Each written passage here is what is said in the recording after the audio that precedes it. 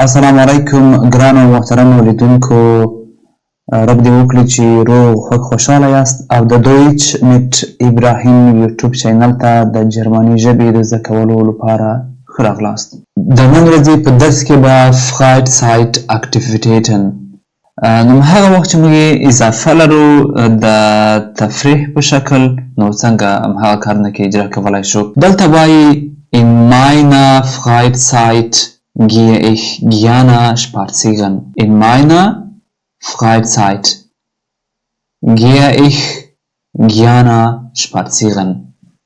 یعنی زما په فری ټایم وخت کې ځم زه قدم وهلو ته، یعنی زه دا خوښوم چې قدم وهلو ته لاړ شم، یعنی په خوښۍ سره gerne spazieren، یعنی په خوښۍ سره قدم وهلو ځم.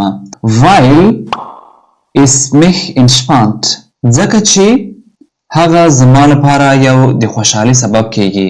Obwohl ich oft lange arbeite، یعنی که څه هم زه ډیر کار کوم.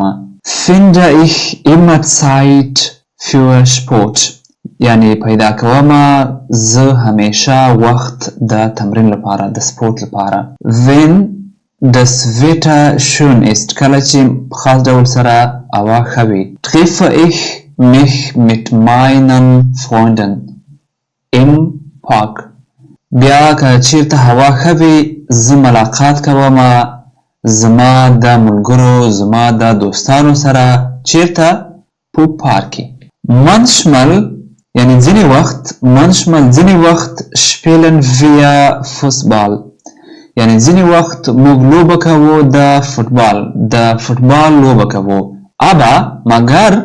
aber مگر manchmal machen wir einfach ein Picknick، یعنی ځینې وخت موږ یعنی په آساني ډول سره چکر ته ځو یا چکر وهو. صحیح، یعنی چکر ته ځو. پیکنیک چکر ته ویل کیږي.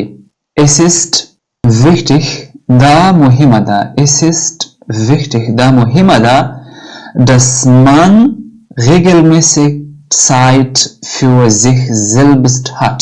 Punkt. یعنی همدا مهمه ده چې یو څوک په ترتیب سره، یعنی په منظم ډول سره، regelmäßig په منظم ډول سره وخت ولري د خپل ځان لپاره، یعنی سپورت وکوي، یو تفریح واخلي، هغه ته خپل ځان لپاره وخت ځانګړی کړي، نو هغه د خپل ځان لپاره مهم ده. د Freizeitaktivitäten هغه د تفریح په شکل سره په همدې شکل تاسو کولی شئ چې بیان کړئ. نو په پای کې ضرور دویچ میټ ابراهیم یوټیوب چینل هم د سره سبسکرایب کړئ، ترڅو تاسو په اسانۍ سره وکولی شئ چې ټولو درسونو ته لاسرسی ولرئ. نو همدا درس پای ته ورسېدو، تر بیا پورې ښې چارې د خدای په امان.